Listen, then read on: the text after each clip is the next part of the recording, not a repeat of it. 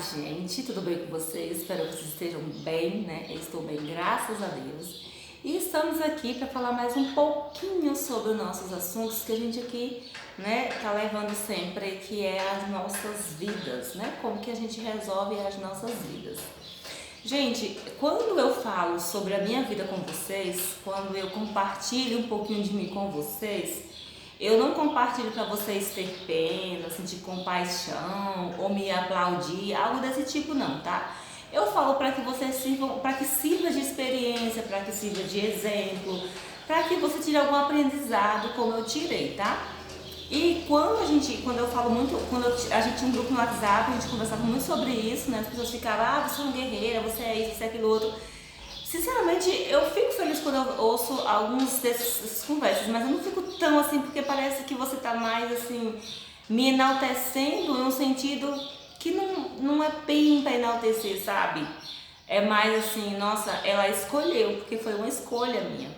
Por isso, quando eu falo traição, amizade, namoro, seja o que for, você é responsável porque você é né? Você não é totalmente responsável, mas de alguma forma você é responsável porque você escolheu a amizade, o relacionamento, enfim, né? Então vamos lá. A pergunta que a gente fez, né, estava conversando muito lá no Facebook, né, essa madrugada, quer dizer, a madrugada passada, né, foi hoje é segunda-feira, né, então foi no sábado, não, sábado eu estava na confraternização, foi na quinta-feira, pronto, na quinta-feira a gente teve lá aquele assunto que a gente estava conversando, e assim, gente, eu casei com 18 anos, tá?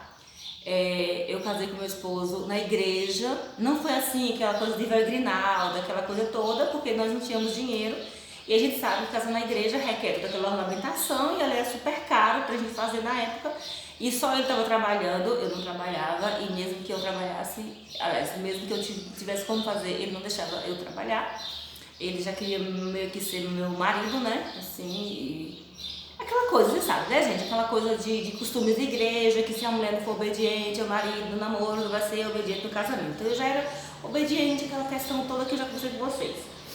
E ele não gostava, né, que eu trabalhasse, que ele queria sempre arcar com tudo, né? Em relação a isso, ele foi um homem muito, muito bom e eu tenho orgulho de falar desse lado dele, tá? Mas vamos aqui ao assunto crucial. A gente tá falando de obediência a pai e mãe, e essa questão de escolha é muito forte, é muito importante que você pense muito, muito. Se a sua mãe disser não, pense, mas pense mesmo, sabe? Antes de você desobedecer. Porque o preço é muito caro, gente. O preço é muito caro, sabe? O preço da desobediência, ela é muito cara. E eu me lembro que quando eu estava noiva ainda, quando eu falava em casar, casamento era algo tão distante de mim, sabe? Casamento não era algo, nunca foi o objetivo meu casar, mas por conta de ter um ministério, né? Eu tinha um ministério na igreja, eu sempre tive um ministério na igreja, e eu cuidava, sempre cuidei de adolescentes, sempre cuidei de jovens, sempre tive responsabilidades na igreja, e graças a Deus fazia com muito ímpeto, com muito amor, eu me entregava ao máximo, tudo que eu faço eu gosto de entregar o meu melhor. E por conta disso, o casamento é super importante na nossa vida, porque você precisa ter um parceiro do seu lado, principalmente no ministério, porque você lida com homens e com mulheres, né? E com certeza um parceiro que tenha uma mente boa, saudável, vai saber lidar com a situação. Quando os dois têm o mesmo pensamento, tem que entender, né, gente? Porque se você for casar com uma pessoa, mesmo que ela é da igreja, mas ela não tem um ministério, é julgo desigual, né? É importante que os dois tenham um ministério, ou é importante que os dois não tenham. Porque, infelizmente, mesmo na igreja é julgo desigual, a gente sabe que é. E essa questão da incompatibilidade que é um pouco assim, barulho de carro. Então vamos lá. Ele também era da obra, ele dirigia uma congregação, ele era líder de uma subcongregação e eu era líder de jovens. Ele tocava na igreja, ele também era cooperador, quando ele não estava liderando, ele cooperava, ele era uma pessoa muito de Deus, assim, muito da obra. Até a gente casar, ele passou sendo, deixa eu ver, ele liderava a igreja quando a gente namorava. Quando a gente casou, a gente entrou em disciplina porque a gente tinha pecado, né? A gente tinha pecado, a gente ficou disciplinado. A gente ficou disciplinado 1 ano, aí a gente retornou ao rol de membros. Aí ele aí lá nesse lugar onde a gente morava, ele não ajudava na obra em nada. Quando chegou aqui, nessa cidade que nós moramos, aí ele foi retomar, a gente foi recebido no rol de membros novamente, né? Que foi em 2001, né? Foi quando chegamos aqui. E aí ele foi cooperador, né? E gostava de tocar baixo. Pois bem. E a nossa vida foi levando maravilhosamente bem, né? Na presença do Senhor, com tudo maravilhosamente, com tudo bom, blá. Mas aqui é onde entra a minha mãe. A minha mãe falou assim pra mim: Cláudia, você tem certeza que você vai casar? Gente, detalhe, deixa eu abrir aqui uma aspa, tá? Um parênteses. Os meus vídeos são extensos mesmo, né? As meninas já falou lá as meninas que tá aqui, né? Que participa aqui, que fica lá no Messenger, no Facebook, no inbox do Facebook, elas pediram, tá? Por isso que eu faço meus vídeos um pouco mais longos, porque elas pediram para ter uma interação melhor, para que elas venham entender de tudo direitinho. Por isso que meus vídeos são um pouco mais extensos, tá? Tem um porquê. E assim, gente, é onde entra a minha mãe, tá? Quando a gente namorava, a minha mãe falou assim: Cláudia, esse rapaz, pra ser um amigo, um colega, uma pessoa pra você contar, sabe? Pra você conversar, é uma pessoa boa. É um trabalhador, é um cara do bem.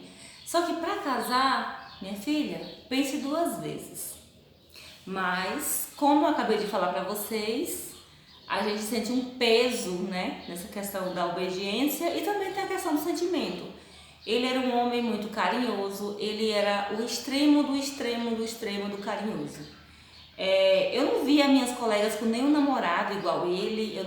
Quando a gente casou também, eu não via nenhum marido que fizesse com a esposa o que ele fazia comigo, o que ele fazia pra mim. Ele era super, super, super assim, que eu ficava encantada com o jeito que ele me tratava.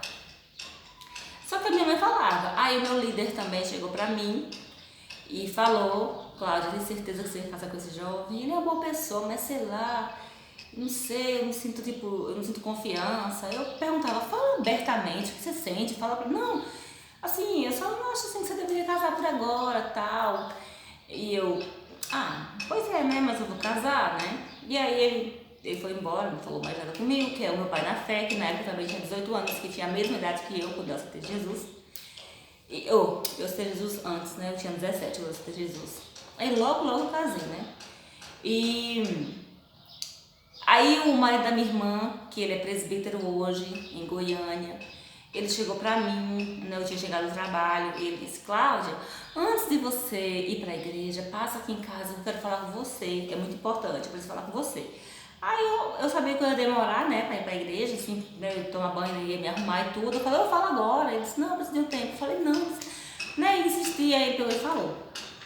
Aí ele disse pra mim assim, o seguinte, gente, eu lembro como hoje, sabe, porque ficou muito forte, foi muito impactante o que ele falou e o que eu passei, né. Ele disse: você vai casar com o Silvio, só que eu vou te falar uma coisa. Ele não falou que ele não me perguntou se eu ia casar. Ele afirmou: você vai casar. Você vai casar com o Silvio e você vai chorar lágrimas de sangue. E o seu choro vai ser amargo. E aí eu fiquei olhando pra ele e falei: por quê? Aí ele disse: nada, só isso. Você vai casar e você vai chorar lágrimas de sangue. Seu choro vai ser amargo. Gente, mesmo ouvindo isso,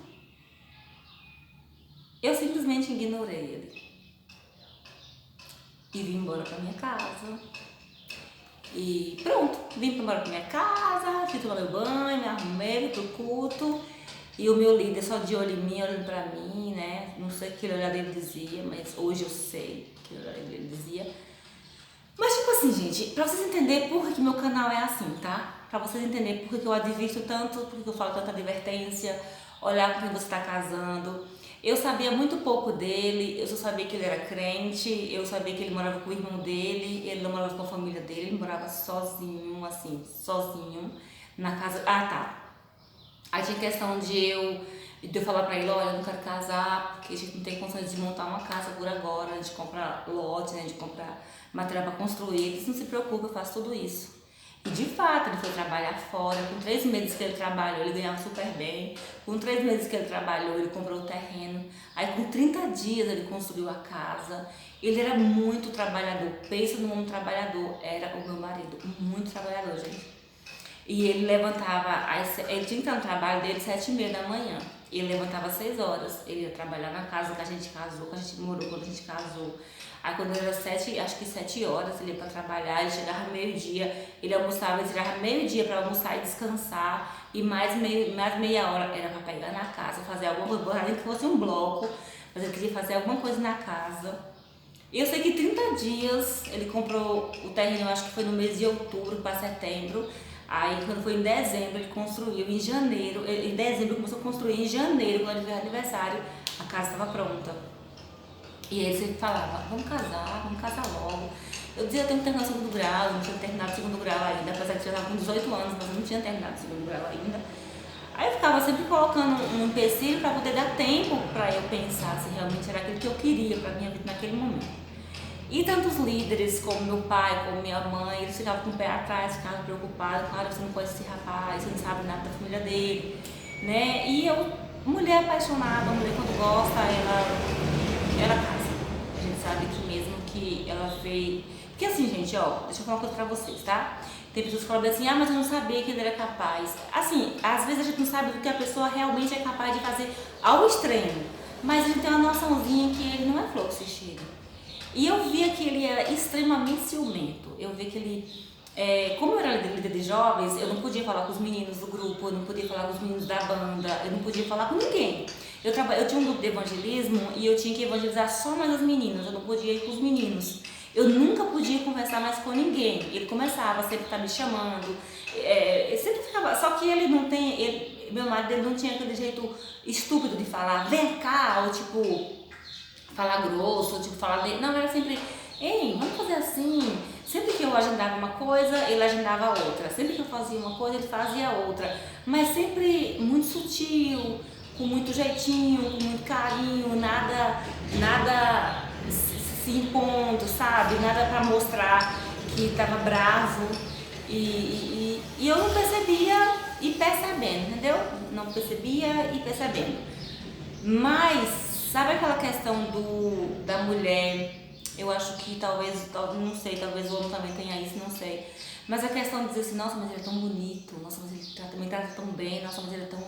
Ele é tão, né? Então você ficava assim, nossa, eu posso até achar um bonito desse jeito aí, mas dessa atitude que esse homem tem, eu acho que eu não vou achar. Sabe aquela coisa Unikitty, que é o único, é o príncipe encantado das mulheres? Esse pensamento que eu tinha, que na minha mente existe um único tipo de homem para um tipo de mulher. E não é assim. A gente sabe que vai passando o tempo, você vai aprendendo que não, né, gente? Que um dia você gosta de uma pessoa, amanhã você gosta de outra. E assim vai acontecendo, você pode não ter nenhum contato com a pessoa, mas você diz, nossa, esse cara, né, poderia dar certo, né? A gente poderia, né, se conhecer melhor. Você vê que não é um único homem que seu coração vai bater. Não, você pode gostar de outras pessoas. Sim, né? Estamos vivos, é lógico que isso pode acontecer. Mas a gente aprendeu que a gente tem que esperar pelo aquele único homem e se a gente se não for aquele, não é ninguém, né? E eu pensava também dessa forma, porque era o homem que eu me interessei, né? Não importava quantos homens se interessassem por mim. O importante era o homem que eu me interessava, que é o lógico, né? E assim... Como eu gostava muito dele e ele também gostava muito de mim, eu não importava porque as pessoas falavam, assim. Porque assim, a gente tem que entender, como no nosso canal a gente sempre fala sobre isso. Gente, tem um carro buzinando bem na frente da minha casa, mas paciência, né? A gente sempre fala sobre isso, essa questão eu não ligo para o que as pessoas falam, mas depende de quem está falando, né? De quem está falando e o que está sendo falado. E era isso que eu tinha que observar, era quem estava falando. Quem estava falando era minha mãe. O que estava sendo falado estava me dando uma advertência do que eu poderia sofrer futuramente. Mas não, eu achava melhor fazer... Sabe, eu era aquela mulher, como eu ainda sou um pouco, assim, mas eu amadureci bastante, mas aquela mulher muito quieta, mas que faz o que acha que tem que ser feito, entendeu? Muito quieta, eu sou muito, quem me conhece sabe, eu sou muito sossegada, mas se eu tiver que fazer uma coisa, eu vou fazer.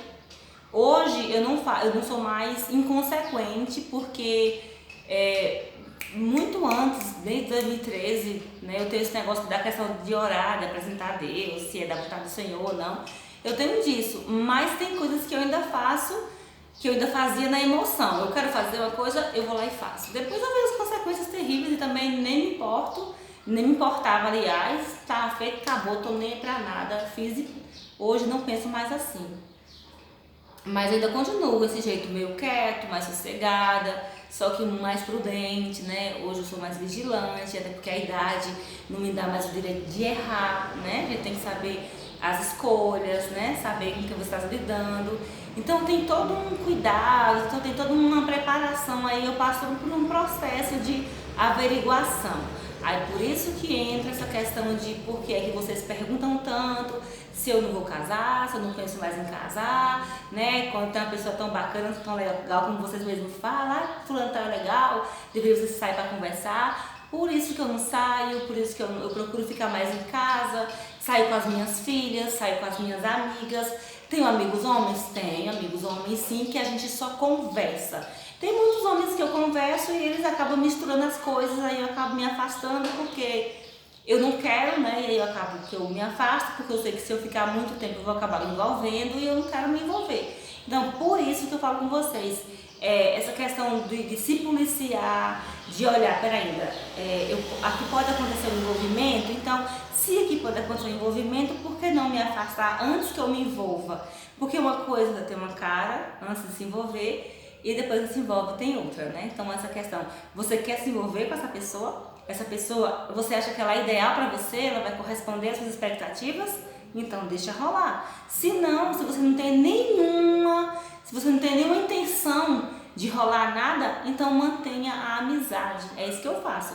Quando eu percebo que a pessoa está ficando afim de mim, quando eu percebo que ela mostra algum interesse, não por eu achar, mas por ela falar, tipo, Cláudia, então a gente conversa, a gente se dá bem, né? Então, pensando aqui, embora, né, se aprofundar mais, é um pouco mais a sério, aí é onde eu entro e não, aqui é só amizade. E se eu perceber que a pessoa não entende, aí eu saio fora, aí eu me afasto da pessoa. Mas eu perceber que ela só brinca, porque eu brinco muito, quem me acompanha aqui no YouTube sabe, lá no Messenger, eu brinco muito, muito mesmo, eu brinco como se eu tivesse alguma coisa com a pessoa, eu fico brincando, e eu percebo que a pessoa vai na mesma brincadeira, eu continuo brincando. Se ela conversar comigo, eu converso, se ela não quiser conversar, eu não converso, e a gente fica nessa brincadeira aí, quando eu sinto saudade, eu procuro, eu não tenho problema nenhum, eu não tenho problema nenhum com isso, se eu estiver conversando com alguém,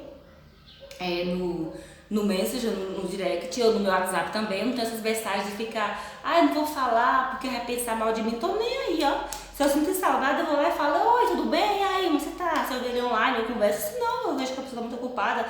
Se falar comigo, ótimo, se não falar, não tenho problema com isso. Não tenho esses pensamentos de, vai pensar que eu tô dando em cima, que eu tô dando abertura. É o pensamento dele, é o pensamento dele, é do jeito dele. Não é o meu pensamento. E o que tem que prevalecer é o meu pensamento, entendeu? Como as coisas que funcionam. Então assim, gente, quando eu me casei, aí quando a minha mãe me advertiu, eu não quis saber, né, eu achei melhor fazer do meu jeito, e aí, o que aconteceu? O meu marido percebeu que não ia ter casamento, meu marido percebeu que a minha mãe não ia liberar a gente pra casar, então o irmão dele ia casar, né, na época o irmão dele eu não sei se o irmão dele também era líder, era cooperador da obra do Senhor também. E aí ele tinha o casamento do irmão dele pra ir, aí ele pediu, vamos comigo pro casamento do meu irmão, não sei o que, né? Aí minha mãe não vai deixar, enfim, mas aí ele pediu minha mãe deixou, meu pai não estava em casa, minha mãe deixou, eu ia até hoje eu não voltei pra casa. Porque a gente foi pra esse casamento e aí eu virei mulher dele e aí não voltei.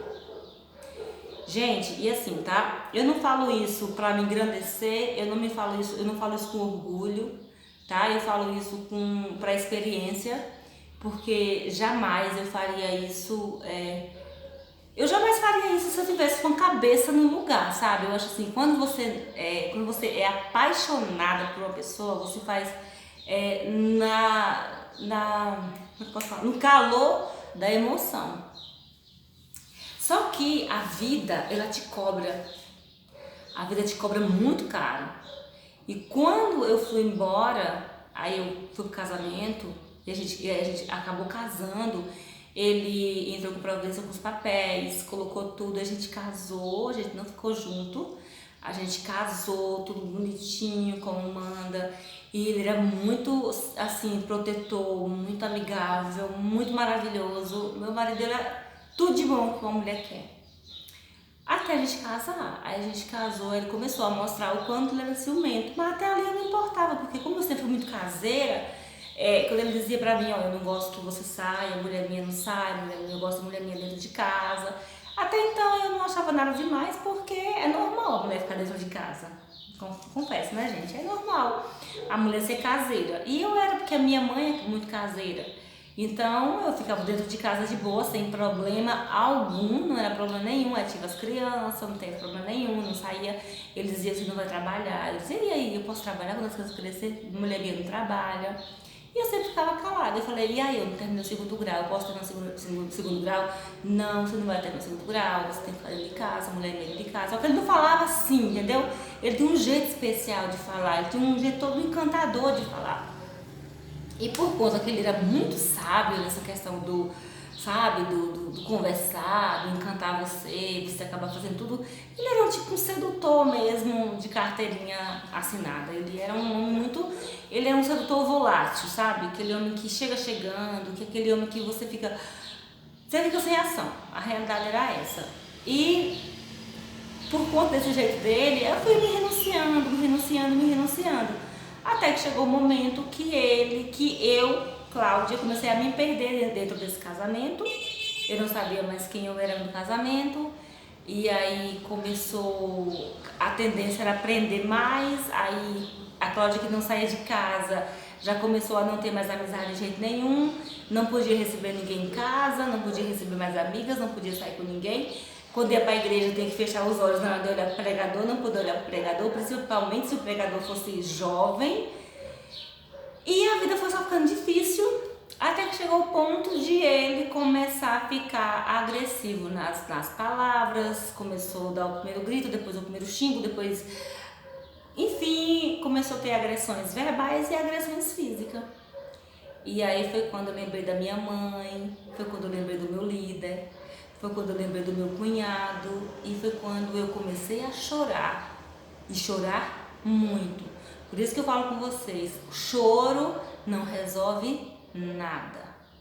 Gente, quando a gente está curado de uma coisa, a gente não tem problema nenhum em falar. Por isso que eu estou sendo sincera com vocês aqui, e estou tendo essa abertura e esse espaço que eu estou dando para falar para vocês. Quando eu chego para vocês e falo, gente, levanta e tem atitude, é porque eu passei por esse caminho que chorar, reclamar, se arrepender e chorar, se arrepender sem atitude não adianta nada.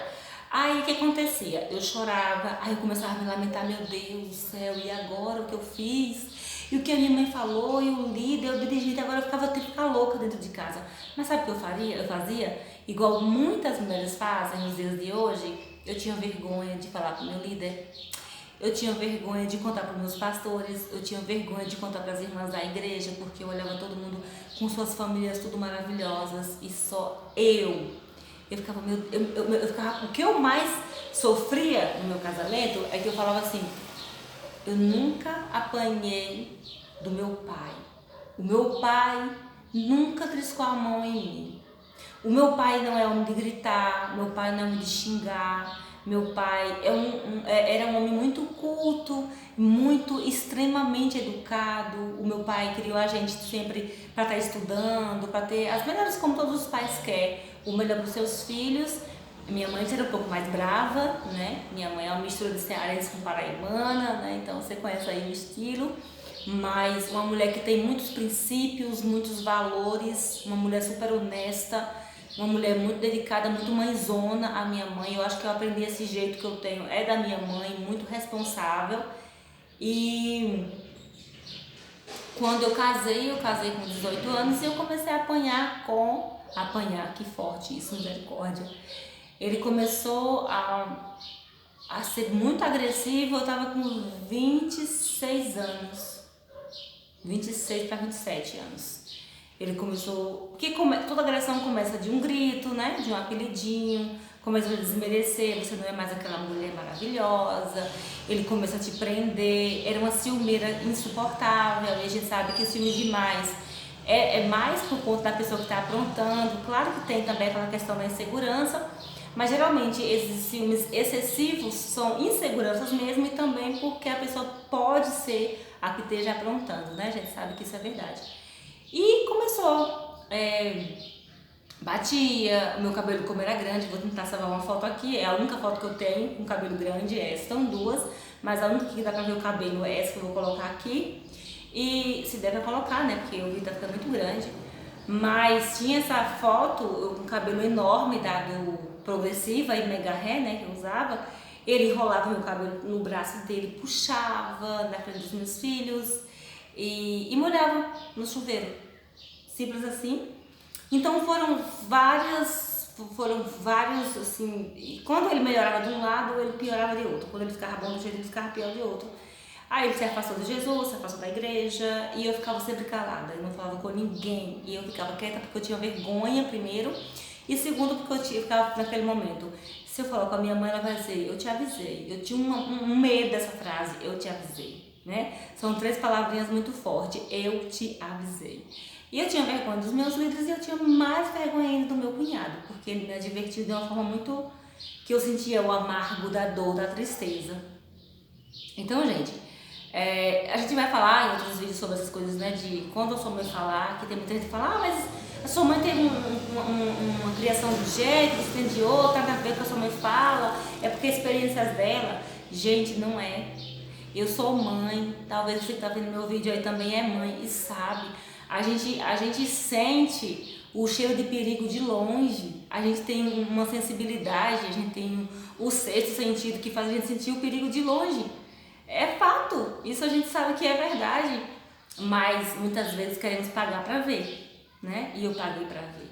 Então, assim, eu não vou dizer que ele continua me batendo, que eu tô mentindo, né? Eu tô mentindo.